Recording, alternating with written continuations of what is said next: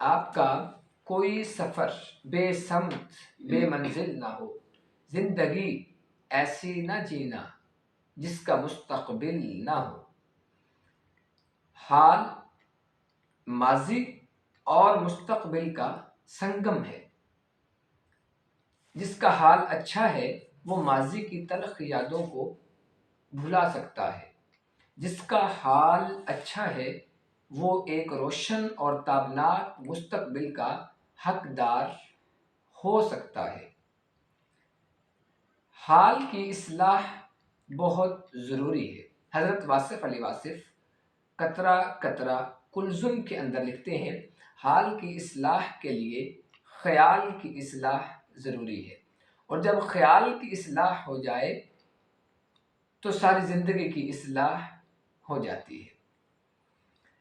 پھر خود ہی ایک سوال لے کے آتے ہیں اور اس کا جواب بھی خود ہی دیتے ہیں کہ حال کی اصلاح کیا ہے؟ استفہامیہ جملہ، حال کی اصلاح کیا ہے؟ پھر خود ہی جواب دیتے ہیں، ماضی پر صدق دل سے استغفار اور مستقبل کا خوشگوار انتظار، یہ حال کی اصلاح ہے۔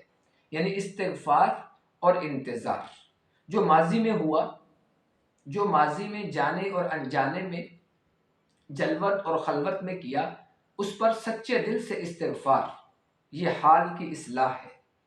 صدق دل سے جب استغفار کی جاتی ہے، اللہ کے حضور توبہ کی جاتی ہے،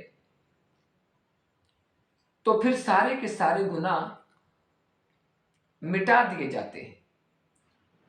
پھر انسان دوبارہ گناہ نہیں کرتا، بلکہ یاد گناہ بھی مٹ جاتی ہے، تو اس سے حال میں بہتری آتی ہے۔